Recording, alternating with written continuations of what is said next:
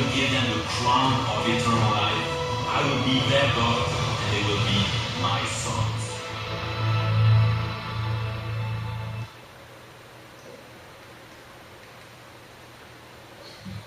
기도하고 말씀을 보도록 하겠습니다. 전하도록 하겠습니다. 오 하나님 아버지 감사합니다. 마태복음 22장 1절부터 14절까지를 통해서 혼인예복이라는 제목으로 말씀을 전하고자 합니다. 주님, 이 글에 쓰여진 주님의 그 의도가 무엇인지, 우리에게 무엇을 지금 말씀하고 있는지를 정확히 깨달아 알게 하는 시간이 되게 해주시사 주님이 재림이 초입게 들어간 지금 우리 모두가 다 혼인예복을 입는 정결한 신부의 세마포 옷을 입는 저희들이 되게 하여 주옵소서. 예수님 이름으로 기도합니다. 아멘. 마태복음 22장 1절부터 14절을 통해서 혼인예복이라는 제목으로 말씀을 보도록 하겠습니다. 자, 1절 봅니다. 예수께서 다시 비유로 대답하여 가라사대 천국은 마치 자기 아들을 위하여 혼인잔치를 둔 어떤 임금과 같으니 그 종들을 보내어 그 청한 사람들을 혼인잔치에 오라 하였더니 오기를 싫어하거늘. 자, 그 사람들은 혼인잔치에 초대된 그 사람들은 바로 유대인들을 말합니다. 근데 유대인들이 오라 해도 오기를 싫어해요.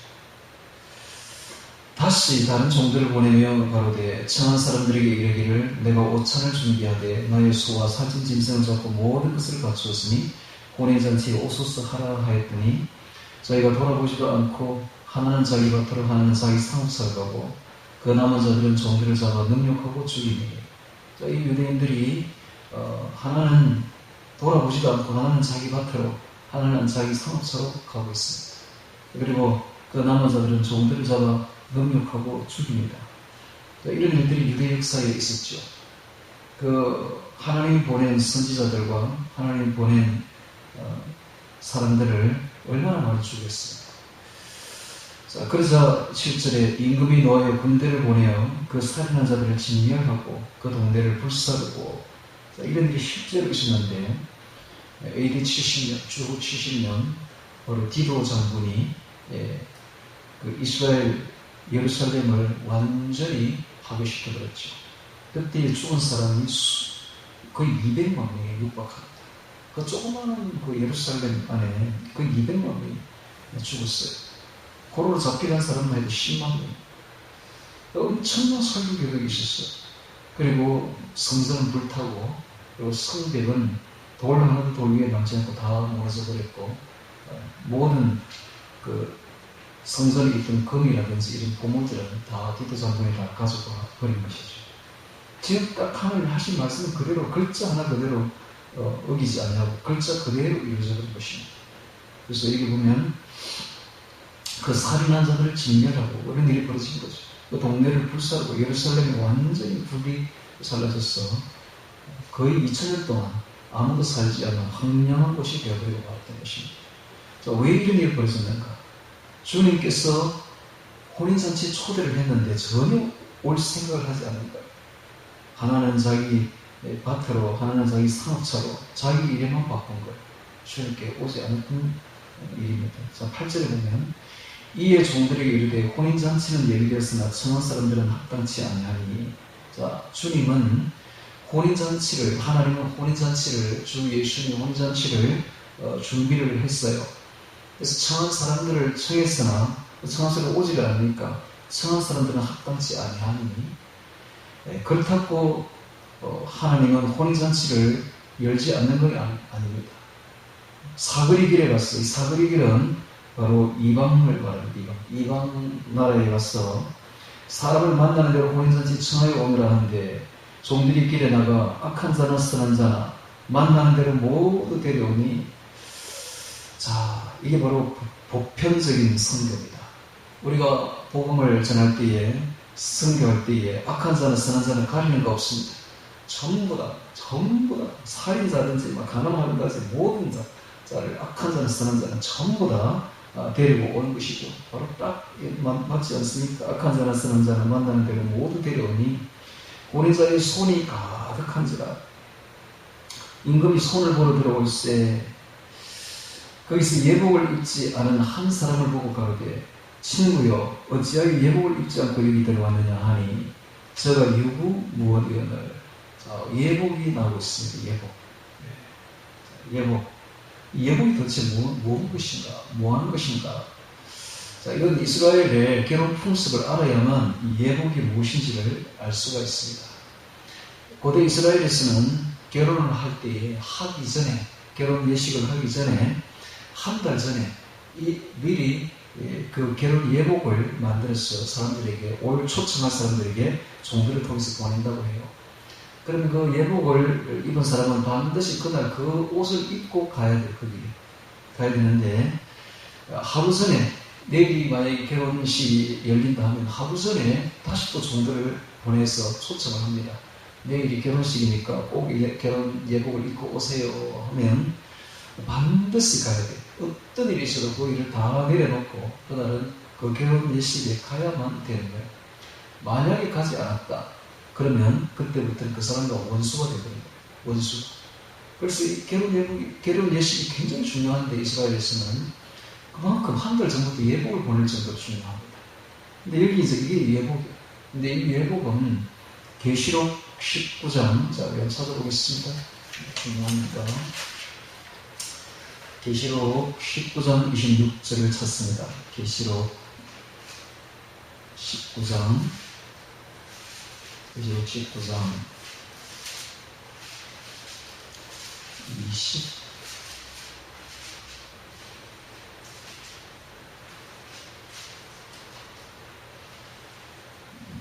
계시록 19장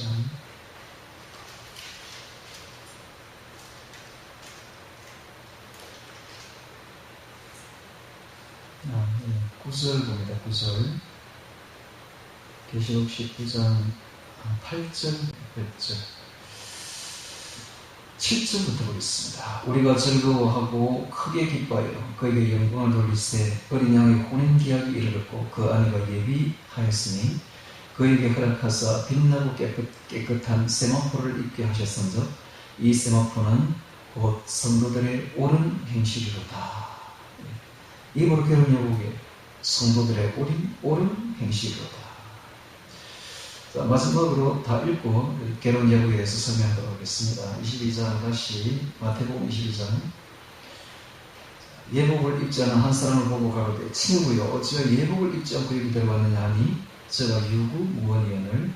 임금이 사람들에게 말하되 그 수족을 결박하여 바깥 어둠에 내어던지라 거기서 슬픔의 일감이 있으리라 하니라. 바깥 어둠은 바로 지옥이죠. 지옥.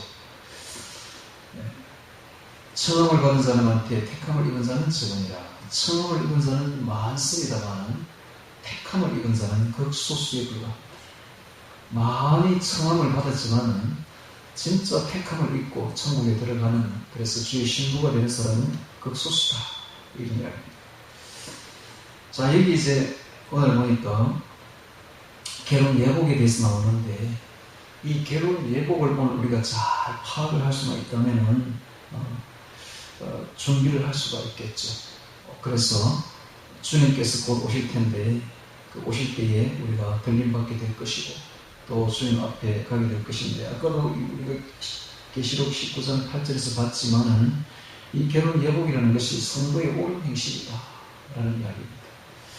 근데 이 부분하고 지금 몇 장 넘기면 마태복음 25장과 연결되고 있습니다.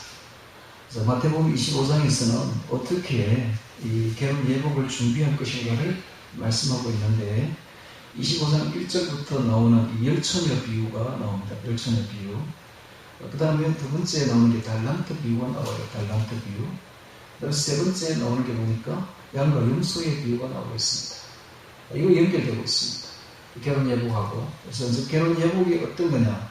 달란트 비유와 그 뒤에 나오는 양과 염소의 비유를 보면 결혼 예복을 알 수가 있다 하는 것이죠. 달란트 비유가 뭔가? 자, 25장 14절 봅니다. 14절. 또 어떤 사람이 타국에 갈지 그 종들을 불러 자기 소유를 맡긴 것 같으니 각각 그 재능대로 하나에게는 금 5달란트를, 하나에게는 2달란트를, 하나에게는 1달란트를 주고 떠났더니 5달란트 받은 자는 바로 가서 그것으로 장사하여 또 5달란트를 남기고 2달란트 받은 자도 같이 하여 또 2달란트를 남겼으되 1달란트 받은 자는 가서 땅을 파고 그 주인의 돈을 감추어 두었더니 이런 말이 나오죠. 자, 이 벌써 달란트가 뭘 뜻하는가? 달란트는 하나님 사랑이에요. 자, 이게 이제 하나님 사랑, 이웃 사랑 두 가지를 이렇게 표현하고 있는데 달란트 비유는 바로 하나님 사랑입니다. 하나님을 어떻게 우리가 사랑하는가? 요 이야기를 하고 있는 거예요.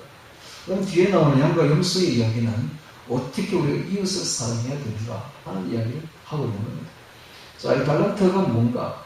달란트는 금 33kg에 해당되는 어마어마한 금액입니다. 한 달란트가. 한 달란트가 뭐 작은 게 아니에요. 우리가 지금 교회에서 애들 뭐 달란트 잔치 이러니까 달란트가 아주 작은 금액으로 생각하는데 천만에요. 이 달란트가 33kg라 금이. 우리나라 현재 시가로 보면 약 한 10억 정도, 10억에 해당돼요. 엄청, 한 달란트가 엄청난 금액이에요. 어마어마한 금액이에요. 이걸 가지고 얼마든지 장사해서 크게 돈을 벌 수도 있는 금액입니다. 근데 이것을 준 거예요. 줬는데 한 달란트만 해도 어마어마하죠. 어떤 사람이 각각 재능대로 5달란트를 줬어. 50억이에요, 50억. 또 어떤 사람은 2달란트 줬어. 20억이에요, 20억. 또 한 달란트, 또 어떤 사람은 한 달란트 줬어. 10억이에요, 10억. 이건 뭘 뜻하는가? 하나님이 우리에게 주신 재능이, 그 은사가 어마어마하다는 겁니다. 그 어떤 게 있냐? 4가지로 또 구분을 할 수 있는데, 첫 번째는 성경 말씀. 여러분, 성경 말씀이 어마어마한 거예요. 제가 오늘 아침에 이렇게 검색을 해보니까, 인류 역사상 가장 오래된 문서, 가장 오래된 책, 가장 오래된 문서는 성경밖에 없어요. 성경이 가장 오래된 문서예요. 가장 오래된 기록이라. 그걸 갖다 필사를 한 것이 계속 발견되는데 똑같아. 필사 여러 지역에서 필사를 했는데 딱 내용이 같은 거야. 하나도 안 틀려. 성경 그대로예요. 성경 그대로. 그래서 성경만큼 귀한 책이 없습니다. 여러분, 성경은, 하나님의 말씀은 우리에게 엄청난 거예요. 엄청난 거예요. 이게 한 달란트예요. 이게 달란트예요. 그래서 이 성경 말씀을 이제 어떤 사람은 감추어 두는 거야. 안 본다는 거지. 외우지도 않는다는 거지. 근데 어떤 사람은 이걸 적극적으로 활용합니다. 나가서 장사해, 바로 장사해. 다시 달란트, 또 달란트, 5달란트 더 남게 소매. 이런 말이 있죠. 이렇게 적극적으로 말씀을 활용해서 자기 것을 만들고 활용하는 사람, 하나님의 은사를 이렇게 활용하는 사람이 있는가 하면 또 어떤 사람은 딱 묻어두고, 땅에 묻어두고 활용하지 않는 사람이 있는 거예요.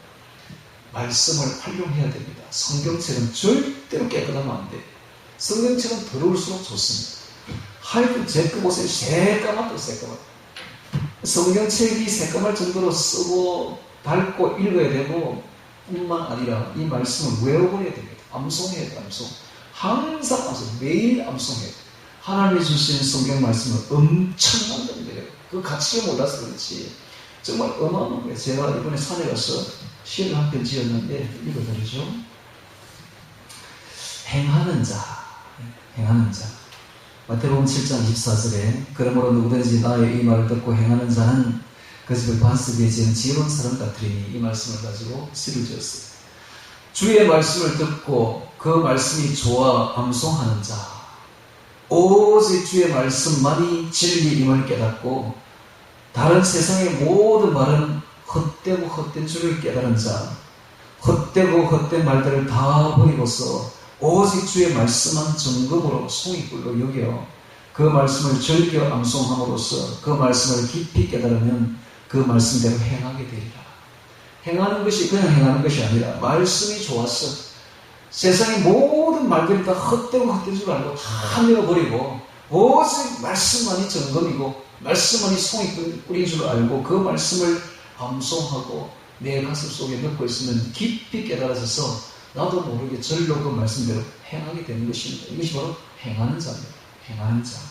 마태복음 7장 20절 끝에 보면 이런 말이 있죠.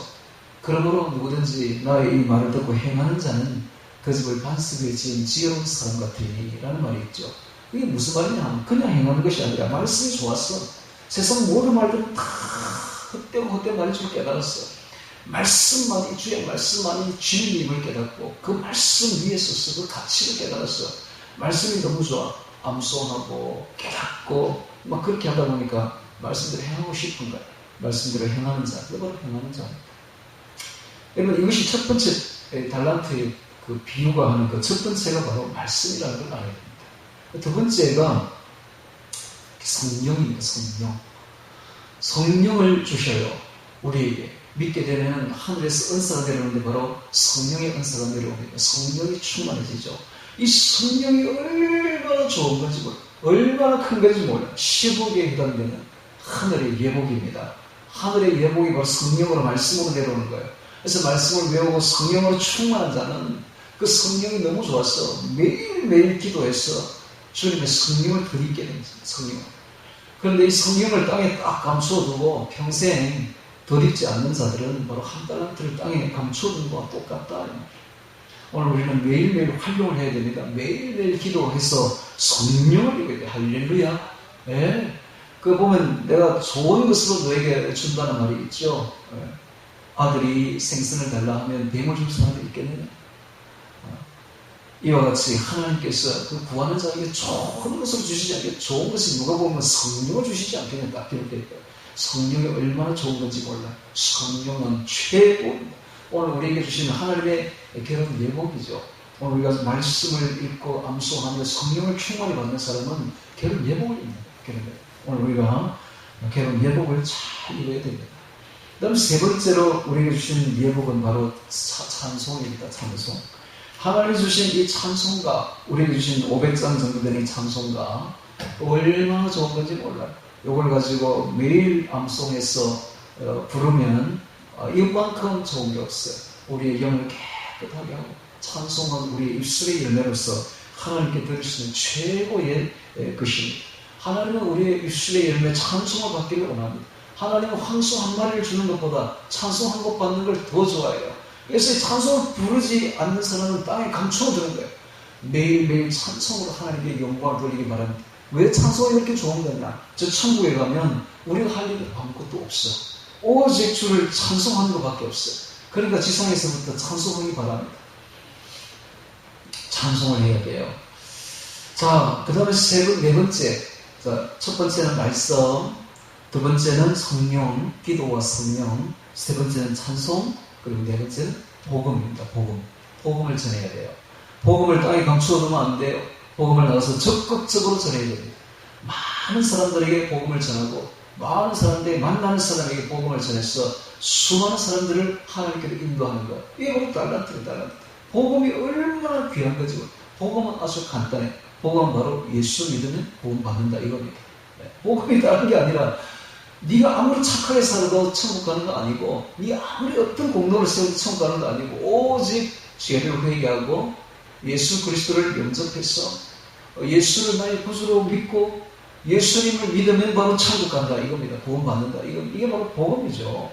이 복음, 간단한 이 복음을 많은 사람들이 공유하고 전해야 돼. 이게 바로 예수가 바로 복음이죠. 예수가 바로 달란트입니다. 이 귀한 달란트, 10억이나 된 달란트를 혼자 가지고 있지 말고 땅에 묻어놓고 활용하지 않는 그런 어리석은 사람이 되지 말고 악하고 게으른 종이 되지 말고 적극 활용하라는 거예요. 적극. 아침에 일찍 일어나서 적극 말씀을 외우고 암송하고 성령으로 충만하고 찬송 부르고 복음 전하여서 하나님께 충성하고, 이게 바로 하나님의 사랑이죠. 하나님의 사랑이 이런 방법으로 나타난다.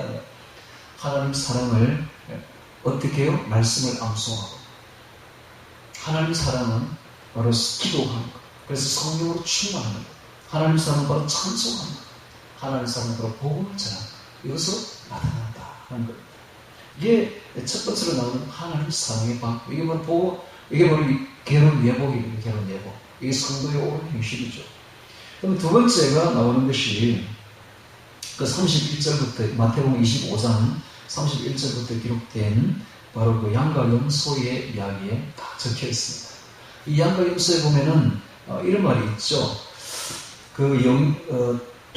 주님께서 너무너무 중요해서 4번씩이나 똑같은 말을 반복하고 있습니다. 어떤 말입니까? 섬기는 이야기인데 첫 번째는 이런 말이 있죠. 내가 죽을 때에, 내가 목마를 때에, 내가 나그네 되었을 때에, 내가 벗었을 때에, 내가 병들었을 때에, 내가 옥에 갇혔을 때에 나에게 먹을 걸 주었고 마시게 하였고 옷을 영접하였고 옷을 입혔고 돌아보았고 와서 보았느니라, 이런 말을 하고 있습니다. 자, 이렇게 한 것이 나중에 보니까 내게 한 것이다 라고 말하고 있습니다. 자, 이게 뭘 말하는데, 이게 바로 이웃사랑이에요. 사람인데, 오늘 우리가 누군가를 섬겨야 돼요. 사랑하고 섬겨야 되는데, 어떤 사람을 섬겨야 되는가? 보통 사람들은 높은 사람, 큰 사람, 건세 센 사람, 부자, 이런 사람은 잘 섬겨요. 섬기지 말라 해도 너무 잘 섬기지. 목사님 장로님 잘 섬긴다고, 교회에서도. 목사 장로 가면 막 섬기지 않습니까, 여러분? 대접하고, 식사 대접하고, 막. 그래서 목사라는 먹사라죠, 먹사. 어디 가서 잘 먹으니까. 여러분, 우리가 알아야 될 것은 대형교 목사치고 성과는 없습니다. 거의 100% 타락합니다. 100%. 거의 100%. 큰 교회를 다니는 목사치고 성과는 거의 없어요. 거의 다 지역 받습니다. 왜? 성경을 너무 많이 받으니까, 성경을. 저를 섬기지 마세요. 저 성경, 저는 지옥 갑니다. 네. 그럼 누구를 섬겨야 되는가? 이게 보니까 굶주린 사람들, 목마른 사람들, 그렇죠?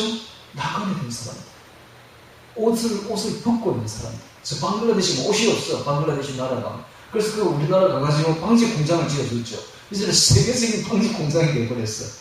그래서 거의 세계에서 나오는 전부 칩조는 직물들은 어디서 나오는? 방글라데시에서 나옵니다. 원래 그 사람들 옷이 없어. 옷 벗고 있는 사람들, 병든 사람들, 병들었을 때 돌아보고, 그 다음에 옥에 갇힌 사람들, 옥에 갇혔을 때 와서 보았느니라. 이런 사람들, 비천한 사람들, 낮은 사람들, 정말 고생한 사람들, 이런 사람들을 섬겨줬더니 그게 바로 주님을 섬긴 것이다 라고 말하는 겁니다. 자, 오늘 우리는 알아야 될 것은, 이걸 한마디로 표현하면 사람을 존귀하게 여기자. 사람을 한 사람이라도 귀하게 보자. 귀하게. 그래서 아무리 겉으로 볼 때는 비천해 보여도 정말 그 속에 그리스도가 있는 줄 생각하고 그리스도처럼 귀하게 여기게 된다. 그렇게 사람을 사랑하고 귀하게 여기서 사람에게 베풀어 준다면 그게 바로 천국 예복을 입는 방법이다 하는 이야기입니다. 한 가지 예를 들죠. 어떤 사람은 천국에 갔어요. 자, 갔더니 자기 집을 보여줘요, 예수님이. 자, 이게 너희의 집입니다. 5천짜리 집이야. 굉장해요. 어마어마해요. 너무 감사합니다. 주님, 제 집을 이렇게 잘 지어주셔서 너무 감사합니다. 또 다른 데 구경하러 가자니. 갔더니, 다른 데 갔더니 7층짜리 엄청나게 큰 집이 보여요. 그런데 삐대만 있고, 더 이상 진전이 안 돼. 그래서 예수님이 이렇게 말하는 거예요. 이 집은 너희 교회 누구의 집이다. 딱 아는 사람 집이다. 그런데 이 집이 처음에 이렇게 잘 지어지다가 7층으로 너무너무 멋있게 지어지다가 갑자기 그 사람이 교회에서 너무 싸워가지고 싸우는 바람에, 다투고 싸우는 바람에 더 이상 집이 진전되지 않냐고, 이제는 더 이상 집이 지어지지 않냐고. 여러분, 우리가 싸울 때에, 다툴 때에 하늘에 집이 지어지지 않습니다. 하늘에 상급이 없어서 그런 것이죠. 그러니까 주님이 너무 안타깝다는 거예요. 이렇게 너무 잘 지었는데, 공을 들여가 잘 지었는데 너무 안타깝다. 그런데 오늘 우리가 이게 뭡니까? 싸운다는 게 바로 사랑이 없다는 거죠. 사랑이 없다는 거죠. 사랑은 오래 참고, 사랑은 온유합니다. 오늘 우리가 절대로 싸워서는 안 돼요. 싸움이 어디서부터 나는 거예요? 싸움은 바로 싸우고자 하는 정욕부터 나는 것이 아니야. 육체의 정욕인데 그것도 싸우고자 하는 거예요. 그래서 싸움은 누가 하는가? 싸우는 사람이 싸우지, 안 싸우는 사람은 안 싸웁니다. 싸우는 사람은 딱 정해져 있어요. 그 사람은 매일 싸워야 돼. 안 싸우면 싸우고자 하는 정욕이 그 속에서 이글이글 끌어가지고 이 싸우는 뱀이, 사탄 마귀가 속에서 먹을 양식을 줘야 되는데, 싸워야 되는데, 이 먹을 양식을 안 주면 죽을 지경이야. 그래서 뭐 누구를 붙잡아서 싸워야 돼. 이게 바로 정욕입니다. 싸우고자 하는 정욕. 안 싸우는 사람은 평생은 안 싸운다고. 싸우는 그 사람은 맨날 가서 싸우고 맨날 싸워. 이유가 있든 없든 싸워야 돼. 오늘 우리가 교회에서 보십시오. 얼마나 많이 싸웁니까? 장로파, 목사파 나누어가지고 막 충돌하고 싸웁니다. 왜? 싸우고자 하는 정욕 때문에. 싸워야 돼. 그러면은, 재밌죠. 그러면은 하늘에 집이 없어져요. 그리고 이웃사람, 귀하게 한 사람도 귀하지 않은 사람 없습니다. 정말 존귀하게 귀하게 가까이 있는 사람씩 더욱 귀하게 내가 가까이 있는 그 사람이 정말 귀한 사람. 우리가 늘 만나는 그 사람이 바로 예수님의 예수님 변장된 모습이에요.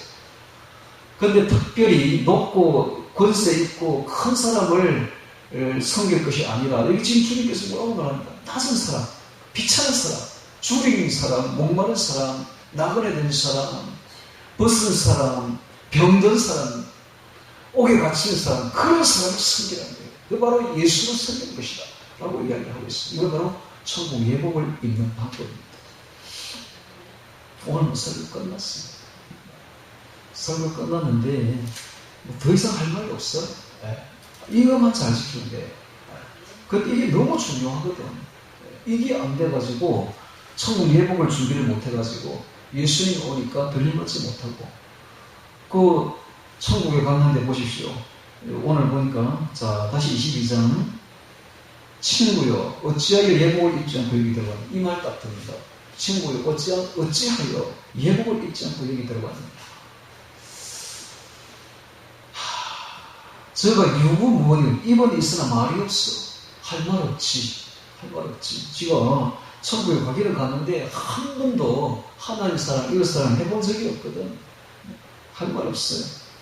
그러니까 임금이 사람들에게 말하되 그 수족을 결박하여 바깥 어둠에 내어 던지라. 여기서 설교의 이를 갈며 이 말이 얼마나 많이 나옵니까? 바깥 어둠에 내어 던지라. 거기서 설교의 이를 갈며 있으리라. 이 말이 마태복음 해도 수없이 나오죠. 수없이. 이런 일이 벌어진다니까. 그럼 이 사람이 누구냐? 이 사람이 안 믿는 사람이 아니다. 안 믿는 사람은 볼 것 없이 지옥에 가지만은 이 사람이 잘 믿는 사람이에요. 그런데 예복을 준비를 못했어. 어떤 예복? 아까 이야기했듯이 하나님 사랑, 이웃 사랑 예복을 준비를 못한 겁니다. 하나님 사랑은 아까도 이야기했지만 네 가지. 성경 말씀, 성령의 기도, 찬송, 복음 전하는 것. 이 네 가지인데 이 네 가지를 5달란트 받은 사람과 같이 바로 가서 장사해야 돼요. 머뭇거리면 안 돼요. 바로 가서 매일매일 아침에 일찍 가서 게으르면 안 돼. 게으르고 악한 종이 되면 안 돼. 매일매일 열심히 하나님 사랑을 해야 됩니다. 그 다음에 이웃사랑. 이웃사랑 할 때는 어떤 사람이요? 비천한 사람들, 낮은 사람들. 정말 아무도 돌보지 않고 다 손가락질하는 그 사람이 바로 예수님이다. 그 사람을 귀하게, 그러니까 보십시오. 그런 사람을 귀하게 여기는 모든 사람을 다 귀하게 여기게 되어 있습니다. 그런 사람을, 낮은 사람을, 비천한 사람을 귀하게 여기는 사람이 다른 사람을 귀하게 여기지 않을 것 같습니까? 다 귀하게 여기는 것이죠. 속에 사랑을 품으라는 것입니다. 속에 존귀 여기는, 귀하게 여기는 마음을 품으라는 것. 그렇게 해서 그 사람을 귀하게 여겨야 되는데 비판하지 말고 판단하지 말고 그 사람에게 나쁜 점이 있고 잘못한 점도 있지만 또 좋은 점도 많아요. 그러니까는 눈을 나쁜 것만 보지 말고 좋은 것만 봐. 좋은 것만. 그러면 돼요. 그 사람을 자꾸 비판하는 것만 보지 말고 그 사람에게도 좋은 점이 많다니까. 좋은 점만 보고 귀하게 여겨서 정말로 말을 한마디를 해도 부드럽게 마음 안 아프게, 그죠? 상처 안 주게. 왜? 예수님께 상처 줬다면 큰일 나잖아. 그와 같이 예수님이라 생각하고 그렇게 했더니, 자 보십시오. 25장에 한번 보십니다. 25장에 보면 이 37절. 그랬더니 이에 어인들이 대답하여 가되 주여 우리가 어느 때에 주의 죽이신 것을 보고 공개했으며 목마르신 목을 마시게 하였나이까. 자기들이 그렇게 한 줄도 모르는 거예요. 어느 때에 나그네 되신 것을 보고 영접하였으며 벗으신 것을 보고 옷 입혔나이까. 어느 때에 병드신 것이나 오이 갇혔음을 보고 가서 배웠나이까. 임금이 대답하여 가라사대 내가 진실로 너희에게 이르노니 너희가 여기 내 형제 중에 지극히 작은 자 하나에게 한 것이 곧 내게 한 것이니라. 놀랍죠.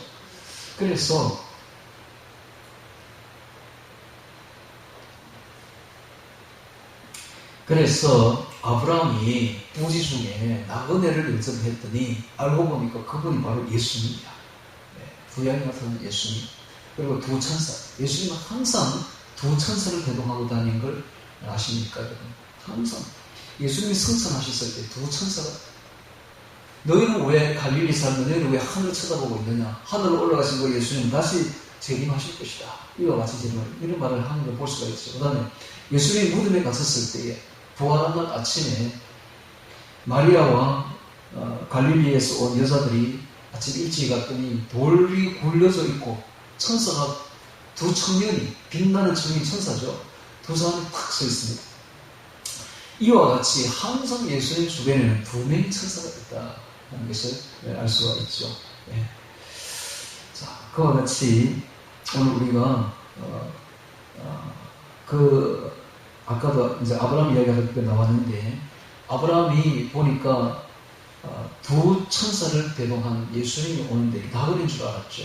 근데 대접을 했어요. 잘했어요.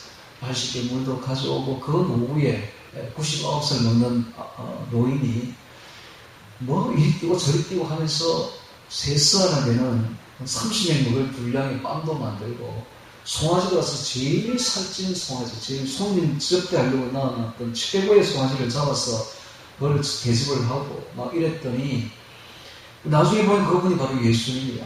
부지 중에 나그네를 영접을 했더니 그분이 바로 예수님이야. 오늘 우리가 이 나그네를 영접을 잘 해야 됩니다. 영접을 잘 했더니 바로 그분이 알고 보니까 예수님이다, 이 말이. 여기 적혀 있잖아요. 그래서 사람에게, 비천한 사람에게 잘하면 그게 바로 예수님을 접대하는 것이다, 대접하는 것이다 라는 사실입니다.